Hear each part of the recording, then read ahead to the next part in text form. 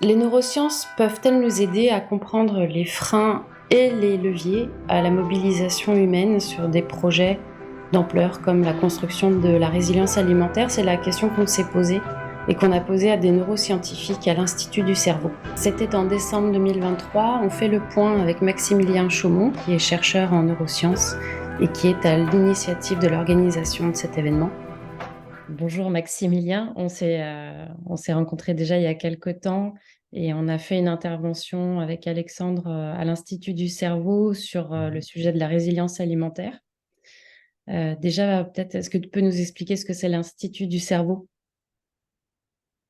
Oui, donc l'Institut du cerveau est un gros institut de recherche en neurosciences parisien, mais de portée mondiale, voilà, qui travaille à... alors, excuse-moi, parce que je n'avais pas préparé mon texte dans ce sens-là, hein, Mhm. qui travaille voilà, à toutes les échelles euh, qui travaille à toutes les échelles d'investigation, depuis les cellules de petits animaux jusqu'au comportement humain en situation euh, aussi bien normale que clinique. Euh, voilà. Ok, oui, ce que tu m'avais expliqué, c'est qu'il y a à la fois de la recherche, je ne sais pas si le mot est bon, mais biologique, et de la recherche sur les biais comportementaux, par exemple. Il y a un spectre très très large de Oui, recherche. voilà, ça va depuis, ouais, ça va des molécules, des récepteurs, des neurotransmetteurs chez tout petits animaux, comme des petits poissons, jusqu'à des expériences de psychologie comportementale, voire sociale, sur des êtres humains en situation de comportement, éventuellement même jusque chez eux. Il y a une partie d'installations qui se font chez des patients ou des personnes, enfin voilà, jusque dans leur maison, de façon à faire avoir des situations très écologiques. Ok, ça marche. Et toi, ton domaine de recherche, c'est quoi? Alors moi, je travaille en magnéto et électroencéphalographie, voilà, sur des questions méthodologiques, voilà, et de bonnes pratiques scientifiques au sein de la plateforme d'électro et magnétoencéphalographie de l'Institut. Ok, ça Voilà. marche. Alors, nous, on était intervenus en fait dans un temps donné qui s'appelle Science Pizza, qui est un temps organisé par les étudiants, c'est ça, Mhm. hein, les Mhm. doctorants, Ouais, c'est ça. postdoctorants. Et on avait dû faire une intervention assez rapide de 15 minutes, donc un peu condenser notre conférence en 15 minutes et en anglais, Mhm.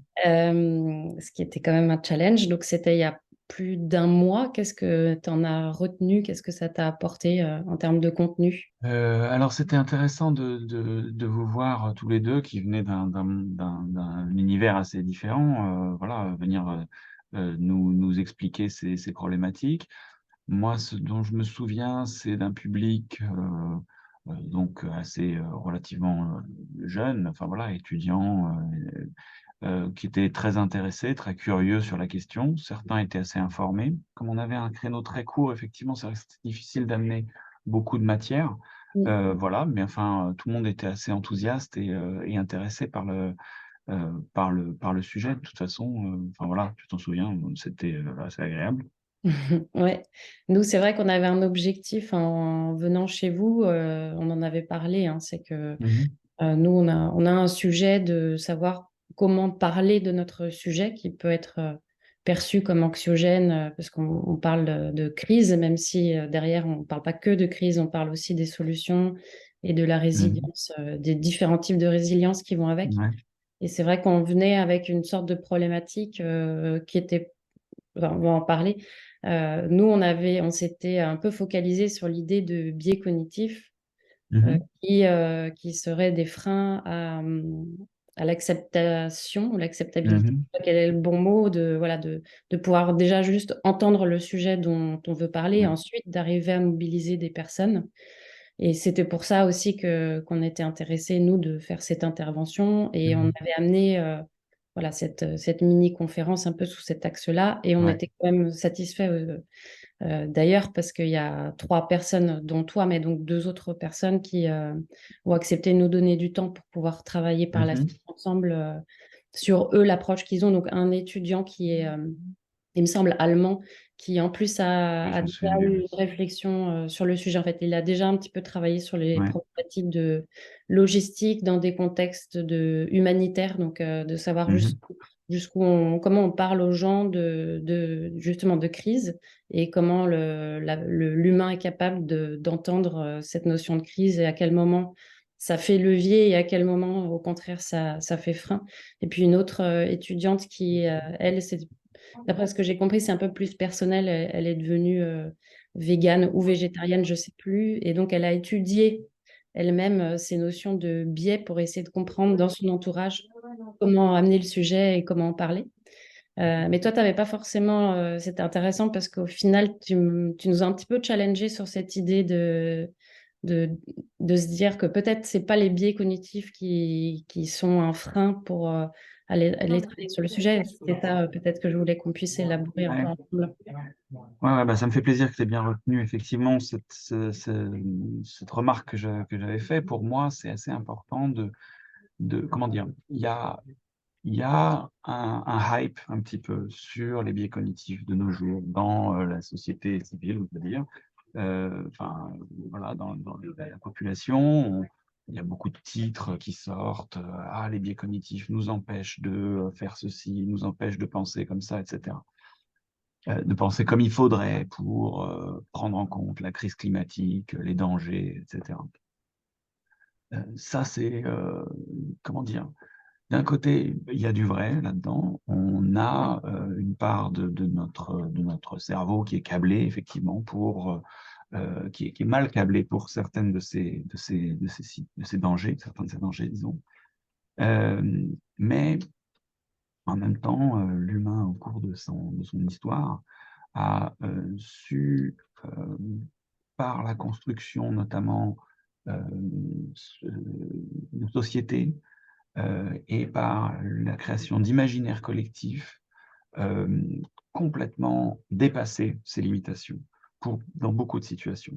Donc, il reste effectivement des ficelles qui nous tirent en quelque sorte, et certains y voient des choses insurmontables, mais à titre personnel, je ne pense pas être le seul, je pense que en fait, là où on devrait mettre l'accent quand on est, disons, quand on est dans l'action, comme vous l'êtes, c'est plutôt sur la façon dont on va construire de nouveaux imaginaires qui vont nous permettre de dépasser ces freins, en fait. Et c'est des choses qui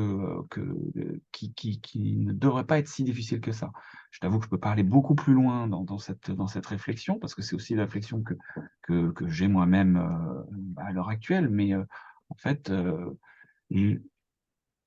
la capacité qu'a la société à nous faire avancer contre nos pulsions biologiques, en fait, est très, très importante. Euh, voilà, j'ai pas vraiment d'exemple directement en tête, là, mais enfin voilà, je veux dire, notre quotidien est tellement loin pourquoi on a, la situation dans laquelle on a évolué, que, enfin, je veux dire, pour moi, c'est la démonstration même que la structure de notre société autour de nous est capable de nous faire complètement sortir des chemins tracés par l'évolution auxquels on a bon dos de toujours blâmer de toujours blâmer voilà, notre incapacité à faire face à la crise climatique en particulier et tout un tas d'autres situations compliquées. Voilà, je ne sais pas Oui. si j'étais bien clair.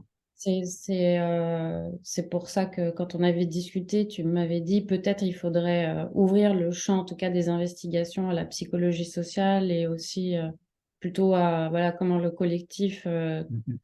euh, Ouais, qu'est-ce qui crée des freins peut-être en psychologie sociale dans le collectif pour ouais, avancer, comment on mobilise plutôt un collectif, même si j'entends que bon, ils sont pas complètement à écarter ces biais-là, mais ils sont plus individuels. Mais toi, de ce que je comprends, tu me dis pour aller actionner des leviers, il faut aller regarder plutôt dans le champ du collectif parce que finalement, il y a un pouvoir assez énorme du collectif à faire agir l'individu.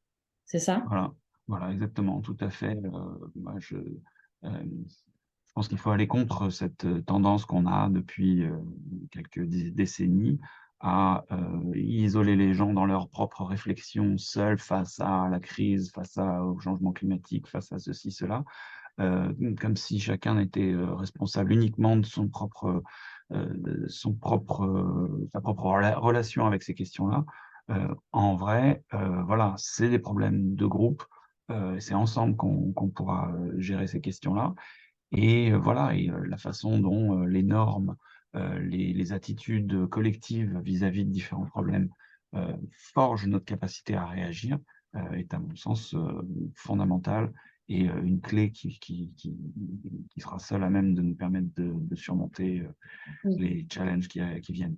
Tu m'avais aussi dit que toi, tu trouvais que c'était même un peu politique comme axe dans la manière de prendre les choses, de tout ramener aux biais cognitifs qui sont très individuels. C'était Bah, voilà. ouais, ouais, bah, pour moi, voilà, mais enfin là, on rentre un peu effectivement dans le champ politique, clairement, hem pour moi, comment dire? L'atomisation des individus, dans une société, de consommation heu, est est là pour, maintenir des consommateurs, enfin, comment dire? Maintenir une attitude de consommation, qui pourrait être mise à mal par des réflexions un peu plus collectives. hem Et donc, voilà, enfin, c'est en ce sens que c'est politique, et moi je pense qu'il y a pas de hasard si, aujourd'hui on est incapable de réfléchir de manière collective. C'est aussi parce que, bah, toute la deuxième moitié du XXe siècle, a visé à nous isoler les uns les autres. Aujourd'hui on vit dans des pavillons, dans des petits appartements, dans un noyau familial hyper réduit. On ne croise les gens que, au supermarché. Mm. Enfin voilà, ou à la salle de sport ou que sais-je, plutôt que de vivre dans un tissu social tel qu'il nous prendrait plus, en lien avec vraiment les tenants et les aboutissants, qu'ils soient de comment est-ce qu'on nous amène notre nourriture, quelle est notre relation avec la nature et avec l'environnement et le climat. Pour moi, c'est vraiment, comment dire? Ça fait partie d'un agenda politique, quoi, l'isolement des gens, ça permet de faire des bons petits consommateurs. Mais bon, j'aimerais pouvoir mieux le formuler. Ouais, du coup, c'est à nous aussi de pas tomber forcément du coup dans ce panneau-là, en tout Ouais. cas pas uniquement parce que l'individu dans le groupe, c'est quand même intéressant, mais j'entends Mmh. le fait de pas se focaliser que sur cette approche-là, en tout cas. Ouais. Je vais pas te prendre beaucoup plus de temps. Nous, du coup, ce qu'on va faire, c'est qu'on les deux autres personnes qui se sont portées volontaires, on va travailler avec aussi. Ouais. J'ai contacté Fulloscopy, j'ai pas eu de retour. Ah ouais. Et lance D'accord, un ouais. appel là, si jamais, je vais le taper, si jamais il voit ça passer, on serait content de pouvoir échanger au moins avec. Ouais. Mmh Euh, mh. ouais, travailler sur cet axe-là, je pense Mmh effectivement. mh. Il y a plein Ouais, ouais. d'expériences menées. Mmh Nous, mh. on emmène aussi des expériences autour de la résilience sociale, des actions, quoi, des expérimentations, de voir Ouais, ouais. qu'est-ce qui fonctionne pas. Et petit à petit, en tâtonnant, on commence quand même à y voir de plus en plus clair. Donc, Mmh mh. merci beaucoup en tout cas pour Bah, il y le a pas de temps quoi. que vous avez accordé.